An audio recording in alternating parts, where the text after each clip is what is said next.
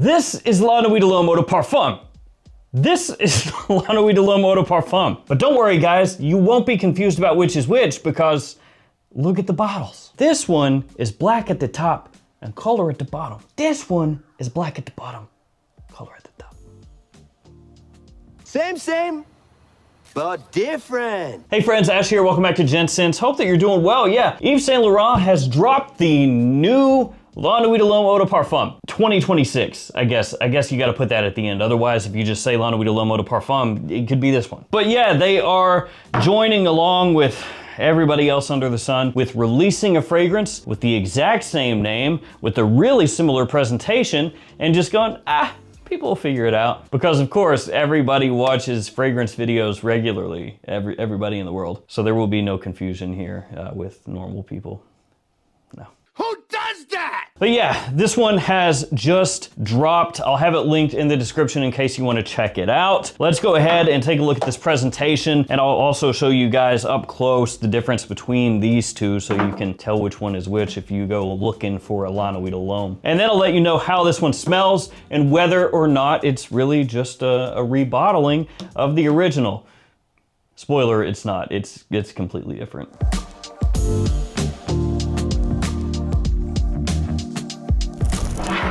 Le Box. On the front, you have the name of the house, name of the fragrance, size and concentration. My bottle is a 100 ml. Up top, you have the YSL logo, along with the outline of the L'Homme and La Nuit de l'Homme cap. On one side, you've got a QR code. On the other side, yslbeauty.com. On the back, you have your ingredients as well as your barcode. And also another QR code if you want to scan that and be taken to YSL's website. And then on the bottom, you're going to find your badge code. Mine is 38A1008. And here we have the bottle. Like I said, it is different in terms of the gradient. So in the original La Nuit de l'Homme Eau de Parfum, it is black up top and then it goes towards kind of an ambery color at the bottom. And with this new one, you have the ambery color up top and then black at the bottom. Which, I mean, fair enough. At least they did that much so you can tell which one is which if you're looking online, or if you have one in your hands, you can just look and see where is it black. If it's up here, it's the old one. If it's down here, it's the new one. On the front, you have the name of the house, you have the name of the fragrance, you have the concentration as well. On the bottom, you have a sticker with your badge code, and then you have the YSL cap, which does click into place. And let's go ahead and do a couple sprays here. There we go. And then we'll also do a spray of each one of these as well. Atomizer's the same. This is just for me. And the good old original. So one thing with this new version of La Nuit de l'Homme Eau de Parfum 2026 that may jump out to you right away if you look at the note breakdown is the cardamom. It's not there, it's missing. What? It's gone, it's all gone. And that, could be a little bit of a problem because cardamom is the main thing that the original La Nuit de l'Homme is known for, and it's kind of also a big part of the Eau de Parfum, or the original version, but there is no cardamom listed for this new one. But does that actually factor into how it comes across? Yes, yeah. So the opening of this new version here is actually kind of interesting. It has apple as one of the main notes, red apple, and you can pick it up right away. And I know the first thing that you may think of when you see that is, Born in Roma Coral Fantasy, because there's also tobacco in here, and there's also tobacco and coral fantasy.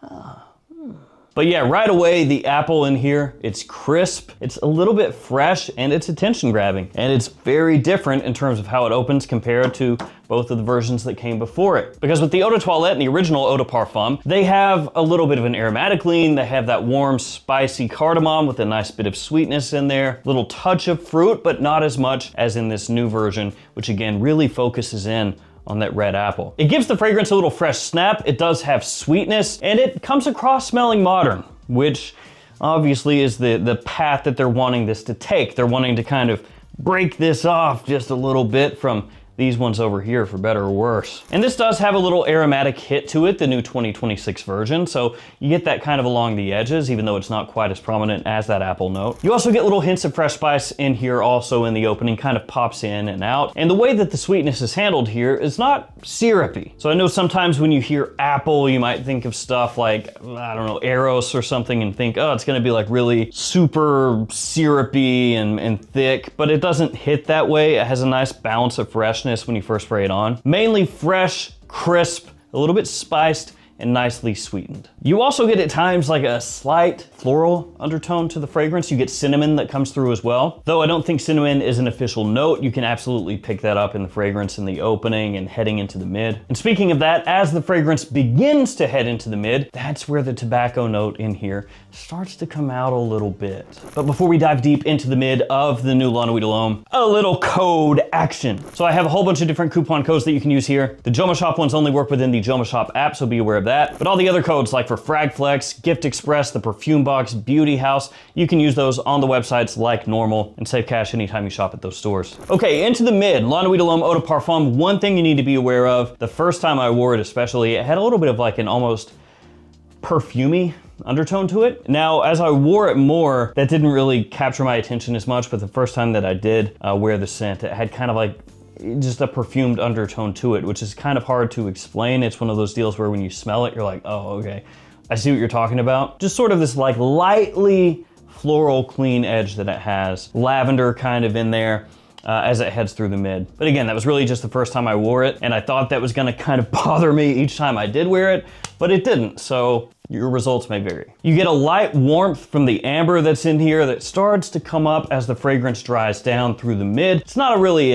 heavy, thick amber. Again, that whole syrupy aspect, that's not really in play here. You get sort of a soft vanilla that comes across as well, and the longer it stays on your skin, it actually comes across more like tonka, especially into the dry down. It starts out like a little more vanilla with the tonka here, but the longer it stays on your skin, the more it just becomes kind of a vanilla-like tonka vibe. You get a little bit of that apple that carries over into the mid as well. Not as prominent, not as strong as when you first spray it on, but that's to be expected because that's a fruit, you know, right off the top. So you get kind of like the remembrance of that note as it carries on. It's really smooth, it's polished, it's well done. You know, everything here works together, but I will say, it's missing that cardamom. Like I want it there, and it's just not really there. You can kind of trick yourself sometimes when you're wearing it, when you smell it and be like, well, maybe there's like a little something in there. You know, like it's giving me a little cardamom, and you can kind of give yourself that vibe when you're wearing the scent. You know, you can kind of trick yourself into being like, yeah, I pick it up a little bit. But what I would prefer is an actual real full-throated cardamom note in there. You know, ramp that sucker up. That's what this is known for. The original La Nuit de l'Homme, that's the cardamom holy grail for a lot of people. If you're gonna come out swinging with the whole new 2026 iteration of the Eau de Parfum, where everybody is trying to outdo everybody else with the strongest crap imaginable, then brother,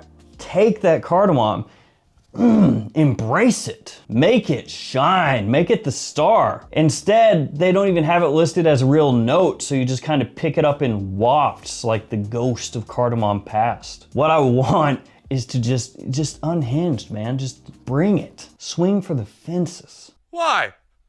Why? But unfortunately, that's not what's going on. So yeah, you can pick up a little bit of that. You can pick up a hint of cardamom, but is it really noticeable enough to really even care that much about? Nah, not really. Little bits. So that rant about cardamom out of the way. Tobacco. I'm a big fan of tobacco in fragrances. I don't smoke tobacco, but I like to smell like make-believe pipe tobacco sometimes. Is that weird?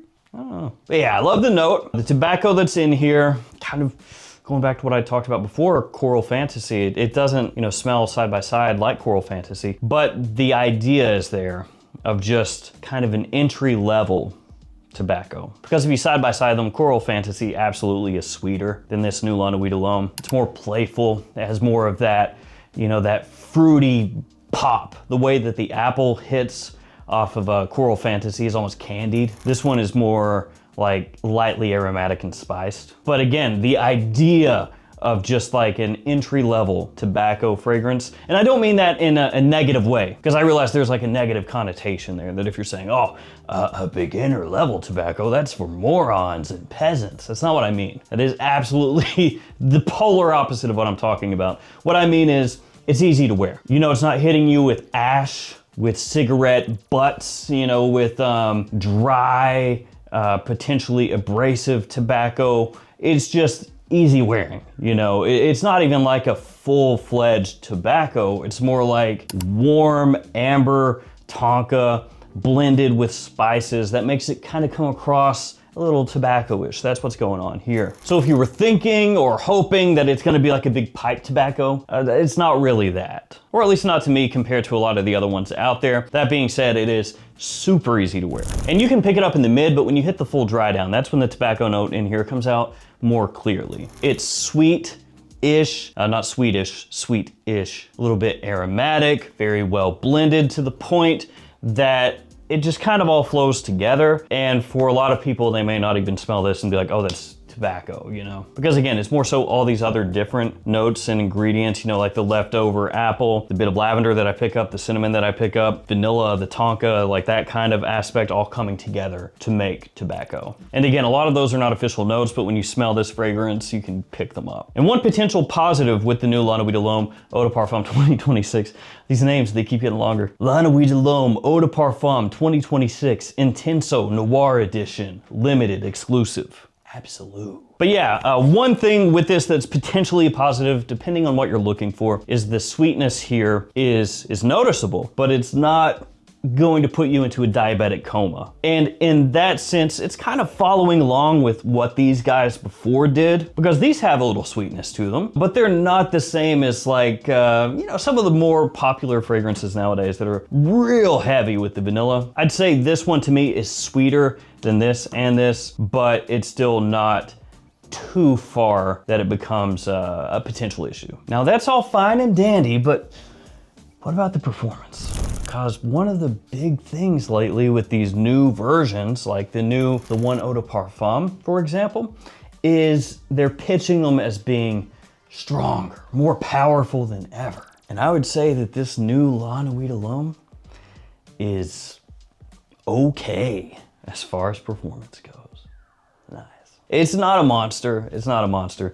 It's kind of on par, maybe a little better than the previous version of the Eau de Parfum, but it's not like a massive step up, at least for me. Like today, actually, I'm wearing this fragrance and this fragrance at the same time, just to kind of gauge, like, you know, how does this compare to that as far as, you know, projection, all that stuff. And I gotta say, it projects a little better, it lasts a little longer, but it's not a massive leap up. That being said, at least it's not worse. So of these three fragrances, the new Eau de Parfum is the better performer. Seasonality wise, I'd say fall, winter, spring, daytime or evening. Of course, it's La Nuit de l'Homme, so automatically that means you're kind of thinking about, you know, it's an evening fragrance, date night fragrance, all that stuff. But for me personally, like I would wear La Nuit de l'Homme during the day. Eau de Toilette, Eau de Parfum, doesn't really matter. Because the scent profile, yes, it leans spicy, it leans, you know, date night and all that stuff, but it's also made to draw attention.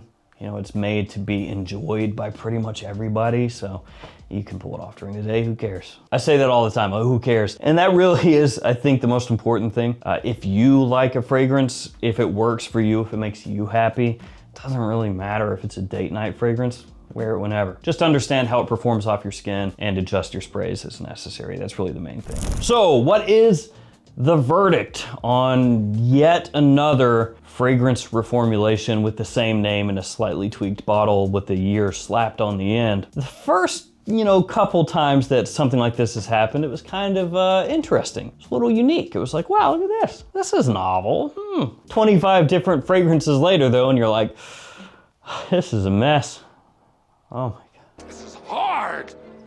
I am in a pickle. So yeah, on the whole, this one is kind of interesting. The opening is actually pretty cool. I like the apple. It's crisp, it's fresh, it's sweet, but not too sweet. And it has that nice spiciness that kind of works through and ebbs and flows. It's a little bit of an unexpected twist that actually works pretty well. And the first time I sprayed it on, it did capture my attention right away.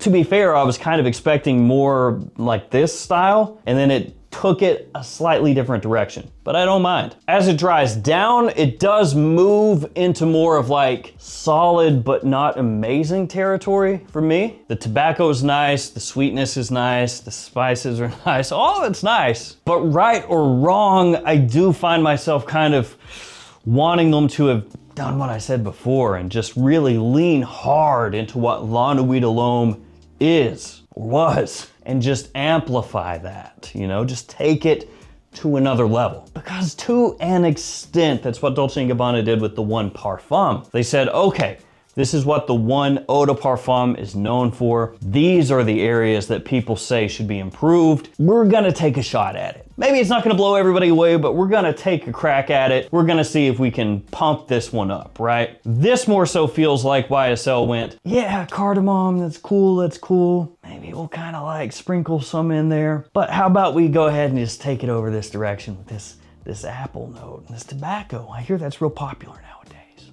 See how that works.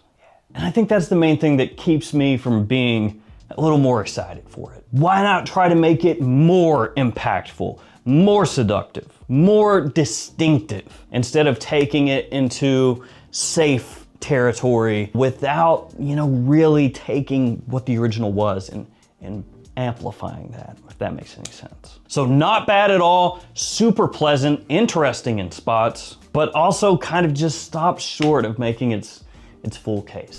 So the pros and the cons, super quick. That opening, interesting, crisp, and with a really nice twist. I like the apple. The sweetness, controlled, not overly syrupy. I appreciate that. The dry down, warm, pleasant, simple, easy to wear. Versatility, great. Fall, spring, winter, you can wear this day or night. So overall, really solid from top to bottom. The cons, the lack of a strong cardamom presence is a bummer when it's a La Nuit de l'Homme. Now with one caveat there, if this were a flanker name, I guess it would be more acceptable. But since it's eau de toilette, eau de parfum, it's expected that it would be in there, if that makes sense. The next con, the tobacco note, it's not quite as impactful as I was hoping it would be. Not that it smells bad, just not really big punch. The performance, it's decent. It's not really a standout though. And finally, it feels maybe a little more cautious instead of fully ambitious for a relaunch. So that is La Nuit de l'Homme Eau de Parfum 2026. It's definitely more modern when you compare it to the original Eau de Parfum. The question is, how much are you gonna miss that cardamom? All right guys, that'll do it for me. I wanna thank you for hanging out with me.